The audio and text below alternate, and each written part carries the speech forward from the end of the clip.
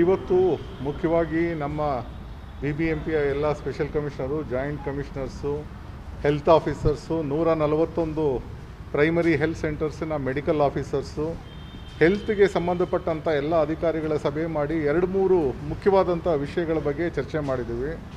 ಒಂದು, ಕೋವಿಡ್ ಕೇಸಸ್ಗಳು ಪಕ್ಕದ ರಾಜ್ಯಗಳಾದಂಥ ಕೇರಳ ಮತ್ತು ಮಹಾರಾಷ್ಟ್ರ ಅಲ್ಲಿ ಅದು ಉಲ್ಬಣವಾಗ್ತಾ ಇರೋವಂಥ ಒಂದು ಸಂದರ್ಭದಲ್ಲಿ ಕೇರಳಲ್ಲಿ ಈಗ 5,000ದಿಂದ 6,000 ಕೇಸಸ್ಸು ಪ್ರತಿದಿನ ಬರ್ತಾ ಇದೆ.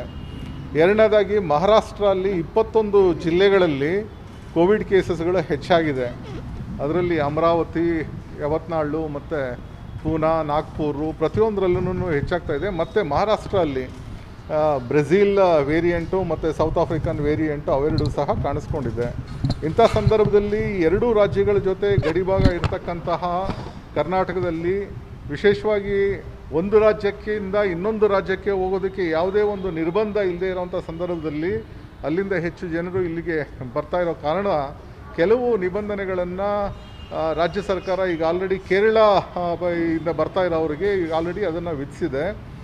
ಯಾರೇ ಕೇರಳದಿಂದ ಬಂದರೂ ಸಹ ಯಾವುದೇ ಒಂದು ಸಂಸ್ಥೆಗೆ ಅಥವಾ ಎಲ್ಲೇ ಬಂದು ವಾಸ ಮಾಡ್ತಾಯಿದ್ರು ಕಳೆದ 72 ಗಂಟೆಗಳಲ್ಲಿ ಟೆಸ್ಟ್ ಮಾಡಿಸ್ಕೊಂಡಿರ್ತಕ್ಕಂತಹ RT-PCR ಟೆಸ್ಟ್ ನೆಗೆಟಿವ್ ಸರ್ಟಿಫಿಕೇಟು ತೊಗೊಂಡು ಬರಬೇಕು ಅಂತ.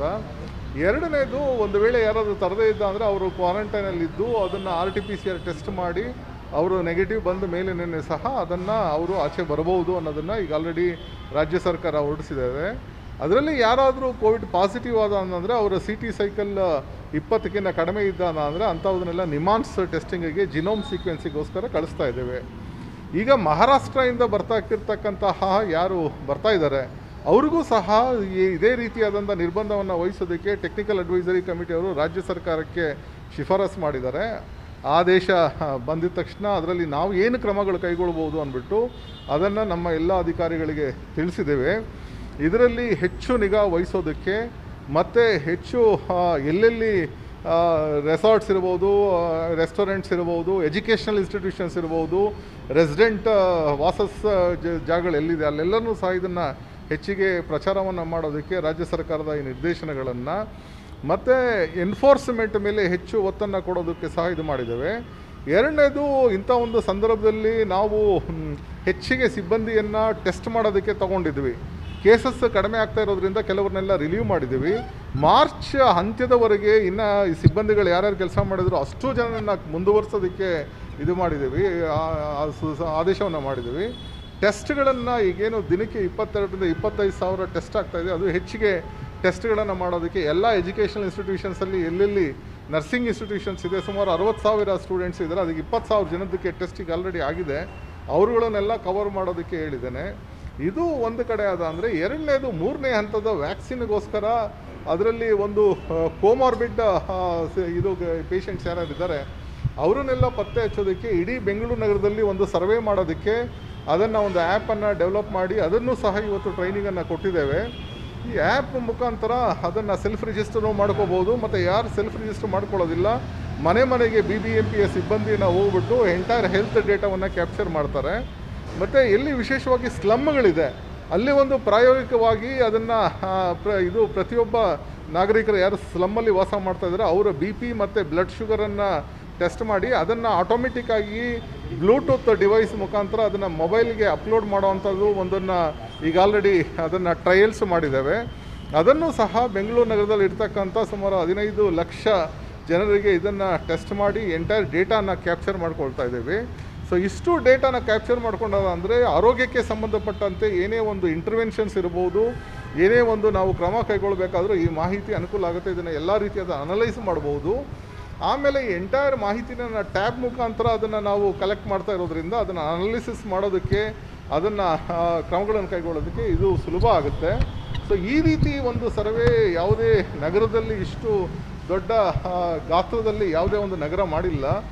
ಇದು ಬೆಂಗಳೂರು ನಗರನೇ ಮೊದಲನೇ ಇದು ನಗರ ಆಗುತ್ತೆ ಈ ಒಂದು ಸರ್ವೆನ ಮಾಡಿ ಎಂಟೈರ್ ಡೇಟಾವನ್ನು ಕ್ಯಾಪ್ಚರ್ ಮಾಡ್ಕೊಳ್ಳೋದು. ಇಲ್ಲಿ ಜಿನೋಮಿಕ್ ಸೀಕ್ವೆನ್ಸ್ಗೆ ಎಷ್ಟು ಸ್ಯಾಂಪಲ್ಸನ್ನು ಕಳಿಸಲಾಗಿದೆ ಸರ್? ಜೊತೆಗೆ ಈ Kerala virus normal virus sir ಅಥವಾ ಬೇರೆ ಯಾವುದು? ಅಲ್ಲ, ಇದನ್ನು ಜಿನೋಮ್ ಸೀಕ್ವೆನ್ಸಿಗೆ ನಾನು ಹೇಳಿದ ಹಾಗೆ CT ಸೈಕಲ್ 20ಕ್ಕಿಂತ ಕಡಿಮೆ ಇದ್ದಂಥದ್ದು ಮಾತ್ರ ನಾವು ಕಳಿಸ್ತಾ ಇದ್ದೇವೆ. ಕೇರಳದಿಂದ ಅದನ್ನು ಬಂದಿರತಕ್ಕಂಥದ್ದು ಮಂಜುಶ್ರೀಯಲ್ಲಿ ಇದು ಮಾಡಿರೋದನ್ನೆಲ್ಲ ನಾವು ಕಳಿಸಿದ್ದೇವೆ. ಅದನ್ನು ಸಹ ಅದನ್ನು ಟೆಸ್ಟ್ ರಿಪೋರ್ಟ್ಸ್ಗಳನ್ನು ಅದನ್ನು ಏನಿದೆ ಅನ್ನೋದನ್ನು ಮಾಹಿತಿಯನ್ನು ನಾನು ತಗೊಳ್ತೇನೆ. ಬಟ್ ಅದರ್ವೈಸ್ ಅಲ್ಲಿಂದ ನಿಮಾನ್ಸಿಂದ ಯಾವುದೇ ರೀತಿಯಾದಂತಹ ಇದಾಗಿ ಅದ್ರ ಬಗ್ಗೆ ವೇರಿಯಂಟ್ ಬಗ್ಗೆ ಏನು ಮಾಹಿತಿಯನ್ನು ಇನ್ನೂ ಕೊಟ್ಟಿಲ್ಲ. ಕೇರಳದಿಂದ ಬರ್ತಕ್ಕಂಥ ವಾಹನಗಳನ್ನ ಈಗ ಅದನ್ನು ಟೆಸ್ಟಿಂಗ್ ಮಾಡೋದ್ರ ಬಗ್ಗೆ ಅಲ್ಲಿ ಏನಾದರೂ ನೀವು ನಿರ್ಮಿಸಿದ್ದೀರಾ ಅಥವಾ ಶೆಡ್ಗಳು? ಇಲ್ಲ, ಆ ಥರದ್ದು ರಾಜ್ಯ ಸರ್ಕಾರದ ಆದೇಶದ ಪ್ರಕಾರ ಕೇರಳದಿಂದ ಬಂದಿರೋರನ್ನ ಬಾರ್ಡ್ರಲ್ಲಿ ನಿಲ್ಲಿಸಿ ಟೆಸ್ಟ್ ಮಾಡೋದು ಆ ಥರದ್ದು ಆದೇಶ ಇಲ್ಲ. ರಾಜ್ಯ ಸರ್ಕಾರದ ಏನು ಆದೇಶ ಇದೆ ಅಂಥ ಆದೇಶಗಳನ್ನು ನಾವು ಪಾಲನೆ ಮಾಡಬೇಕಾಗುತ್ತೆ. ಅದು ಬಾರ್ಡರಿಂದ ಬಂದರೂ ಸಹ ಇಲ್ಲಿ ಅಲ್ಟಿಮೇಟ್ಲಿ ಇಲ್ಲಿ ಬಂದಾಗ ಅವರು ವಾಸ ಎಲ್ಲೋ ಮಾಡ್ತಾರೆ ಅಥವಾ ಅವರೊಂದು ಸಂಸ್ಥೆಯಲ್ಲಿ ಕೆಲಸ ಮಾಡ್ತಾರೆ ಅಥವಾ ಎಲ್ಲಾದರೂ ಒಂದು ವಿದ್ಯಾಭ್ಯಾಸಕ್ಕೆ ಇನ್ಸ್ಟಿಟ್ಯೂಷನ್ ಇರುತ್ತೆ. ಆ ಇನ್ಸ್ಟಿಟ್ಯೂಷನ್ನ ಸಂಸ್ಥೆಗಳ ಮಾಲೀಕರು ಯಾರಿದ್ದಾರೆ ಅಂಥವ್ರು ಅವರ ಮುಖ್ಯಸ್ಥರು ಯಾರಿದ್ದಾರೆ ಅವರಿಗೆ ಈ ಜವಾಬ್ದಾರಿಯನ್ನು ರಾಜ್ಯ ಸರ್ಕಾರ ಕೊಟ್ಟಿದೆ. ಆ ಜವಾಬ್ದಾರಿಯನ್ನು ಕೊಟ್ಟಿದ್ರೂ ಸಹ ಅವುಗಳಿಗೆ ಜವಾಬ್ದಾರಿಯನ್ನು ಅರಿವು ಮೂಡಿಸೋದಕ್ಕೆ ಮತ್ತು ಅದನ್ನು ಎನ್ಫೋರ್ಸ್ ಮಾಡೋದಕ್ಕೆ ನಮ್ಮ ಎಲ್ಲ ಅಧಿಕಾರಿಗಳಿಗೂ ಸೂಚನೆಯನ್ನು ಕೊಟ್ಟಿದೆ. ಬೃಹತ್ ಬೆಂಗಳೂರು ಮಹಾನಗರ ಪಾಲಿಕೆ ಮತ್ತು ಈ 14 ದಿನ ಕ್ವಾರಂಟೈನ್ನ ಕೇರಳದಿಂದ ಪಾಸಿಟಿವ್ ಆದಂಥ ಏನಿರ್ತಾರೆ ಆ ಥರ ಕ್ಯಾಂಡಿಡೇಟ್ಗಳಿಗೆ ನೀವು ಮತ್ತೆ ಕ್ವಾರಂಟೈನ್ ಮಾಡೋಂಥ ಅಲ್ಲ, ಪಾಸಿಟಿವ್ ಯಾರು ಆಗ್ತಾರೆ ಅವರಿಗೆ ಇದ್ದೇ ಇದೆ. ಅದು ನಾರ್ಮಲ್ ರೂಲ್ ಇದ್ದೇ ಇದೆ. ಪಾಸಿಟಿವ್ ಯಾರು ಬರ್ತಾ ಆಗ್ತಾರೆ ಅವರಿಗೆ 17 ದಿನಗಳ ಒಂದು ಕ್ವಾರಂಟೈನ್ ಇದೆ. ಅದು ಮೊದಲಿಂದನೇ ಇದೆ, ಅದು ಹಂಗೆ ಕಂಟಿನ್ಯೂ ಆಗುತ್ತೆ.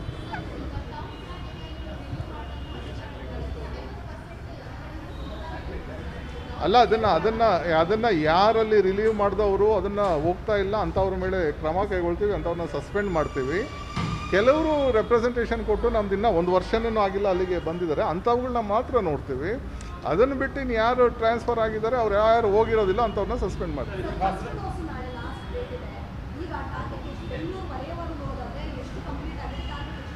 ಅಲ್ಲ, ಇದು ನಮ್ಮಲ್ಲಿ ಎಂಟೈರ್ ಡೇಟಾನ ನಾವು ಡ್ಯೂಪ್ಲಿಕೇಶನ್ನು ಯಾರಿದೆ ಅವ್ರನ್ನೆಲ್ಲ ಡೇಟಾ ಎಂಟ್ರಿ ಮಾಡಿದೆಲ್ಲ ಕನ್ಸರ್ನ್ ಸಂಸ್ಥೆಗಳು ಅವನ್ನೆಲ್ಲ ನಾವು ನೋಡಿದಾಗ ಇದು ಆಲ್ಮೋಸ್ಟ್ 1,30,000 ಜನ ಹೆಲ್ತ್ ವರ್ಕರ್, 1,40,000 ಜನ ಹೆಲ್ತ್ ವರ್ಕರ್ಸ್ ಆಗ್ತಾರೆ ಮತ್ತು 60,000 ಜನ ಫ್ರಂಟ್ಲೈನ್ ವರ್ಕರ್ಸ್ ಆಗ್ತಾರೆ. ಇದನ್ನು ಈ 2 ಲಕ್ಷ ಜನದಲ್ಲಿ ಈವರೆಗೂ ಡೇಟಾ ನೋಡಿದಾಗ ಆಲ್ಮೋಸ್ಟ್ 1 ಲಕ್ಷ ಜನ ಅಷ್ಟು ತೊಗೊಂಡಿದ್ದಾರೆ. ಆಲ್ಮೋಸ್ಟ್ 50% ಅಷ್ಟು ತೊಗೊಂಡಿದ್ದಾರೆ. ಇನ್ನು ಮಿಕ್ಕಿದ್ದು 50% ಅಷ್ಟು ತೊಗೊಂಡಿಲ್ಲ.